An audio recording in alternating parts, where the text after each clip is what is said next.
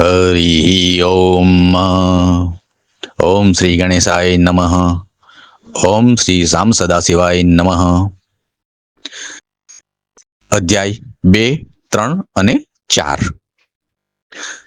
શિવ પુરાણના શ્રવણથી દેવરાજ અને ચંચુલાને પાપમાંથી મુક્તિ અને શિવલોકની પ્રાપ્તિ. શ્રી સૌનકજીએ કહ્યું, હે મહાભાગ સુજી, તમે ધન્ય છો. તમે સર્વ જ્ઞાનના જ્ઞાતા છો. તમે કૃપા કરીને અમને આ બહુ અદ્ભુત અને દિવ્ય કથા સંભળાવી છે. ધરતી પર આ કથા સમાન કલ્યાણનું સર્વશ્રેષ્ઠ સાધન બીજું કોઈ નથી. આ વાત અમે આજે સમજી શક્યા છીએ. સુતજી, કળિયુગમાં આ કથાના શ્રવણ દ્વારા કયા કયા પાપો શુદ્ધ થાય છે તે અમને કૃપા કરીને જણાવો. સુતજી બોલ્યા, મુને, જે મનુષ્ય પાપી, દુરાચારી, ખલ, કામ, ક્રોધ વગેરેમાં નિરંતર ડૂબેલા છે તે આ પુરાણના શ્રવણ પઠનથી અવશ્ય જ શુદ્ધ થઈ જાય છે. આ વિષયમાં જાણકાર મુનિ આ પ્રાચીન ઇતિહાસનું ઉદાહરણ આપ્યા કરે છે, જેના શ્રવણ માત્રથી પાપોનો સંપૂર્ણ નાશ થઈ જાય છે. હવે એક વાત કહું તમને. ઘણા સમય પહેલાની વાત છે. કિરાતોના નગરમાં એક બ્રાહ્મણ રહેતો હતો. એ બહુ જ અજ્ઞાની હતો અને વૈદિક ધર્મથી વિમુખ હતો. તે સ્નાન સંધ્યા વગેરે કંઈ કરતો ન હતો. વૈશ્યાવૃત્તિમાં રત રહેતો હતો. એનું નામ હતું દેવરાજ. તે એવા લોકોને ઠગી લીધો જેના ઉપર વિશ્વાસ રાખતા હતા. એણે બ્રાહ્મણો, ક્ષત્રિયો, વૈશ્યો, શૂદ્રો બધાને કોઈને કોઈ બહાને છેતર્યા હતા અને એમનું ધન હડપી લીધું હતું. પરંતુ એ પાપીનું થોડું પણ ધન ધાર્મિક કાર્યમાં વપરાતું ન હતું. ઉપરાંત એ વેશ્યાવૃત્તિમાં તો બહુ જ રત રહેતો હતો. આવી રીતે સંપૂર્ણપણે ભ્રષ્ટ હતો. એક દિવસ ફરતા ફરતા તે દેવયોગે પ્રયાગ પહોંચી ગયો. ત્યાં એણે એક શિવાલય જોયું.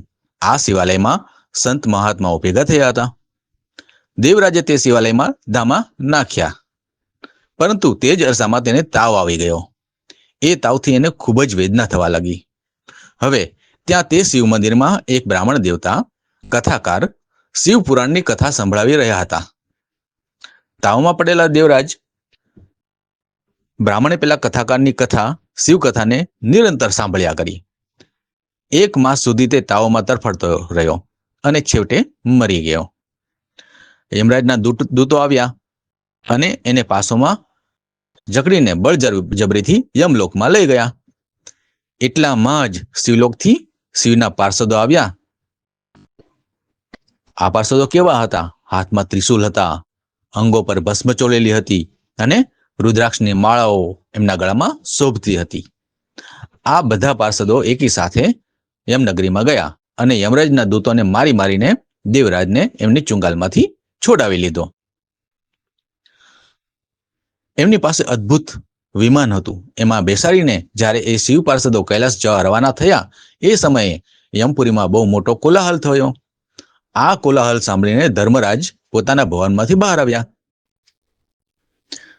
એમણે પોતાની દિવ્ય દ્રષ્ટિથી આખી હકીકત સમજી લીધી અને તેથી એમણે પાર્ષદોનું પૂજન કર્યું અને એમને ત્યાંથી રવાના કર્યા. પાર્ષદો પોતાના વિમાનમાં દેવરાજને લઈને શિવના પાસે પહોંચ્યા અને દેવરાજને દયાસાગર સામ સદાશિવના હાથમાં સોંપી દીધો. સનકજી બોલ્યા, હે મહાભાગ સુતજી, તમે સર્વજ્ઞ છો. હે મહામતે, તમારી કૃપાથી જ અમે કૃતાર્થ થયા છીએ. આ ઇતિહાસની કથા સાંભળીને અમારું મન બહુ જ આનંદિત થયું છે. હવે ભગવાન શિવની ભક્તિ વધે, પ્રેમ વધે તેવી શિવ સંબંધી બીજી કથાઓનું પણ શ્રવણ કરાવો.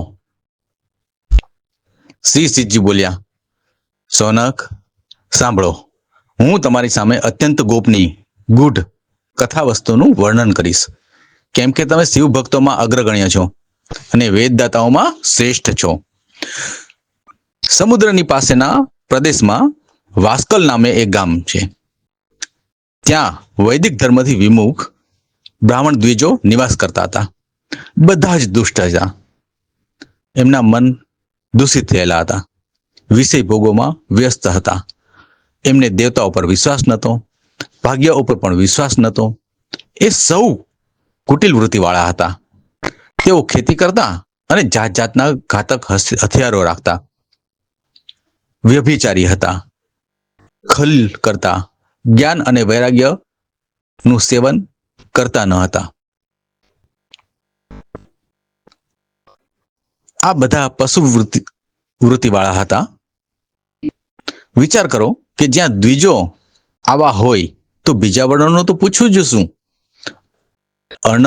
અન્ય વર્ણના લોકો તો બહુ જ કુષ્ઠિત વિચારવાળા હતા. સ્વધર્મ વિરુદ્ધ છે, ખલ છે તથા સદા કુકર્મમાં લાગ્યા રહેતા હતા. નિત્ય વિષય ભોગમાં જ ગળા ડૂબેલા રહેતા હતા. ત્યાંની સ્ત્રીઓ પણ કુટિલ સ્વભાવની અને સ્વેચ્છાચારીણી વ્યભિચારી હતી. એમનામાં સદવ્યવહાર અને સદાચારનો લેશ માત્ર છાંટોય નહોતો. આ રીતે તે વાસ્કલ ગામમાં દુષ્ટો જ નિવાસ કરતા હતા. આ વાસ્કલ નામના ગામમાં કોઈ એક સમયે બિંદુક નામનો બ્રાહ્મણ રહેતો હતો. તે તદ્દન અધમ હતો, મહાપાપી હતો. જોકે તેની પત્ની ખૂબ સુંદર હતી, તો પણ આ બ્રાહ્મણ કુમાર્ગે જતો હતો. એની પત્નીનું નામ હતું ચંચુલા. ચંચુલા સદા ઉત્તમ ધર્મપાલનમાં તત્પર રહેતી હતી. તેમ છતાં એને છોડીને આ બિંદુક બ્રાહ્મણ વેશ્યાગામી થઈ ગયો હતો. આ રીતે આવા કુકર્મમાં પડેલા બ્રાહ્મણને બહુ વર્ષો થઈ ગયા. એની પત્ની ચંચુલાને પણ કામ વ્યાપે તો પણ સ્વધર્મનો નાશ થયો. આ ભયથી ક્લેશ સહન કરીને પણ લાંબા સમય સુધી ધર્મભ્રષ્ટ ન થઈ, પરંતુ દુરાચારી પતિના આચરણથી પ્રભાવિત થઈ આગળ જતા તે પણ દુરાચારીણી બની ગઈ. આ રીતે દુરાચારમાં ગળાડૂબ પતિ પત્નીઓ ઘણો બધો સમય વ્યર્થમાં વયો. ત્યાર પછી શુદ્ર જાતિ વેશ્યાનો પતિ બનેલો પેલો દૂષિત બુદ્ધિવાળો દુષ્ટ બિંદુર બ્રાહ્મણ સમય જતા મરણને શરણ થયો અને નરકમાં પડ્યો.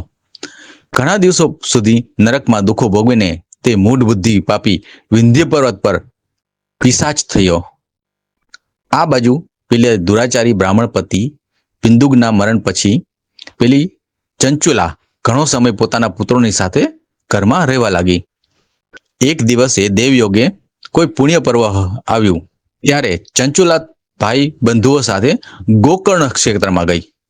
તીર્થયાત્રીઓના સંગથી એને પણ એ સમયે જઈને કોઈ પવિત્ર તીર્થના જલમાં સ્નાન કર્યું. એ પછી સામાન્ય રીતે બંધુજનો સાથે અહીં તે ફરવા માંડી.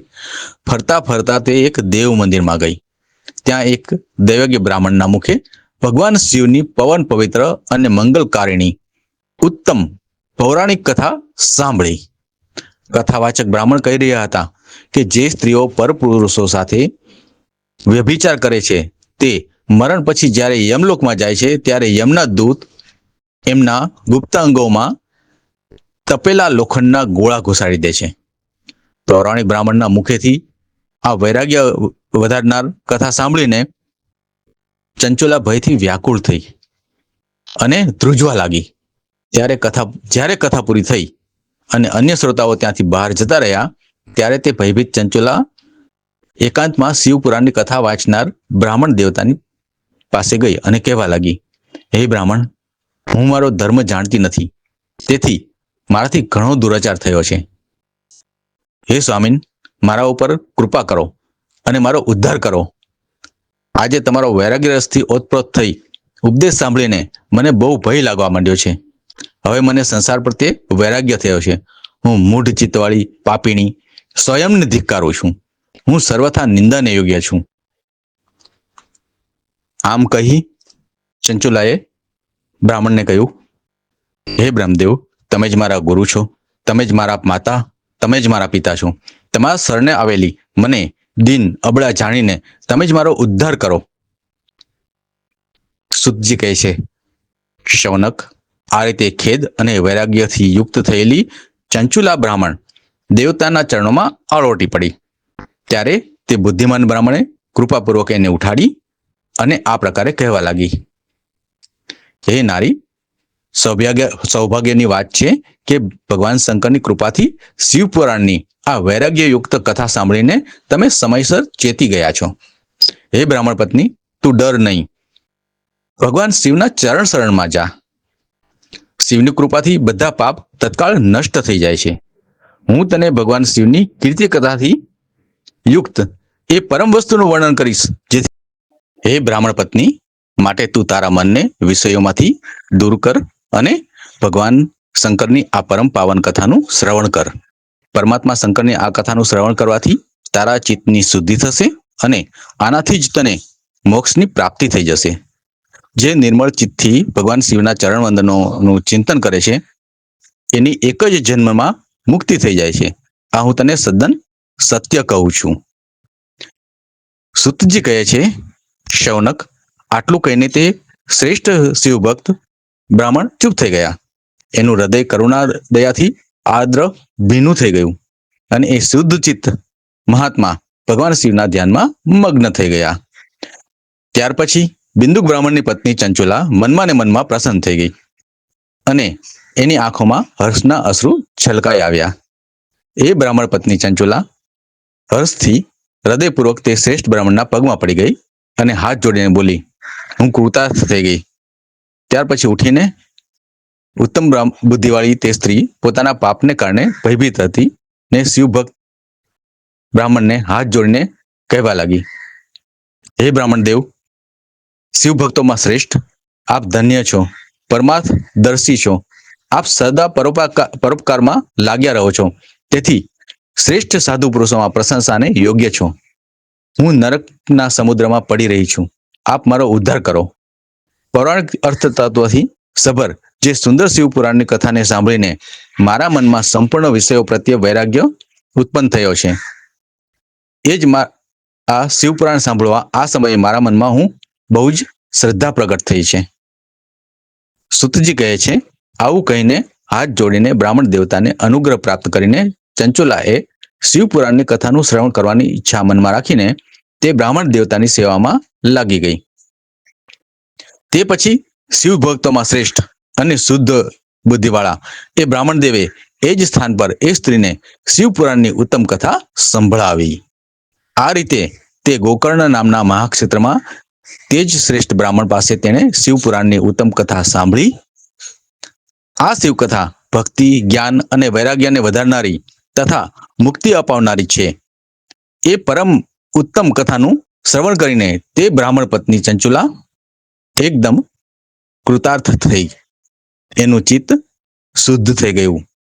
પછી ભગવાન શિવના અનુગ્રહથી એના હૃદયમાં શિવના સગુણ રૂપનું ચિંતન થવા લાગ્યું. આ રીતે તેણે ભગવાન શિવના નિરંતર રચનારી ઉત્તમ બુદ્ધિ મેળવીને શિવનું સચ્ચિદાનંદ રૂપનું વારંવાર ચિંતન આરંભ કર્યું. સમય જતાં ભક્તિ, જ્ઞાન અને વૈરાગ્યયુક્ત થયેલી ચંચુલાએ કોઈ પણ પ્રકારના કષ્ટ વિના શરીરનો ત્યાગ કર્યો. એટલામાં જ ત્રિપુર શત્રુ ભગવાન શિવનું મોકલેલું એક દિવ્ય વિમાન ઝડપથી ત્યાં પહોંચ્યું. આ વિમાનમાં શિવના અનેક ગણો બેઠેલા હતા અને વિમાન એકદમ શોભાયમાન હતું. ચંચુલાએ વિમાનમાં બેઠી અને ભગવાન શિવના શ્રેષ્ઠ પાર્ષદોએ એને તત્કાળ શિવપુરીમાં પહોંચાડી દીધી. ચંચુલાના સઘળા અંતરમેલ ધોવાઈ ગયા હતા. તેનું અંતઃકરણ અત્યંત શુદ્ધ બની ગયું હતું.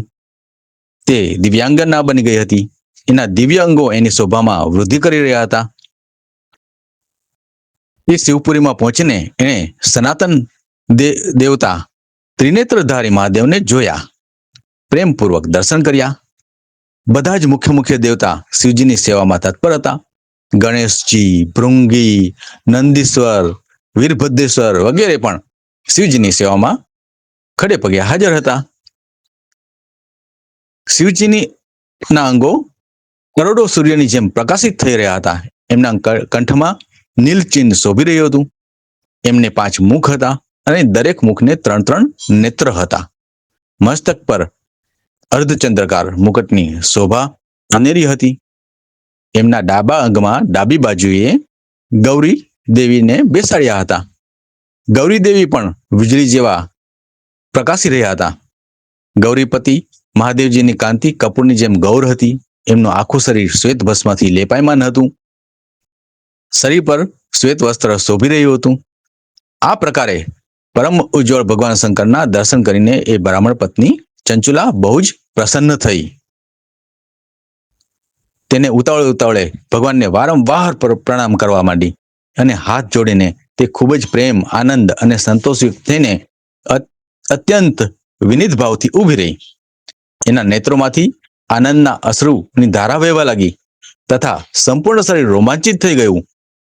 એ વખતે ભગવતી પાર્વતી અને ભગવાન શંકરે એને ખૂબ જ કરુણાપૂર્વક પોતાની પાસે બોલાવી અને સૌમ્ય દ્રષ્ટિથી એની તરફ જોયું. પાર્વતીજીએ તો આ બિંદુપ્રિયા ચંચુલાને પ્રેમપૂર્વક પોતાની સખી બનાવી દીધી. તે એ પરમાનંદ ધન જ્યોતિ સ્વરૂપ સનાતન ધામમાં અવિચલ નિવાસ પામીને દિવ્ય સૌખ્ય ભાવ પામીને અક્ષય સુખનો અનુભવ કરવા લાગી. અધ્યાય 4 પૂર્ણ.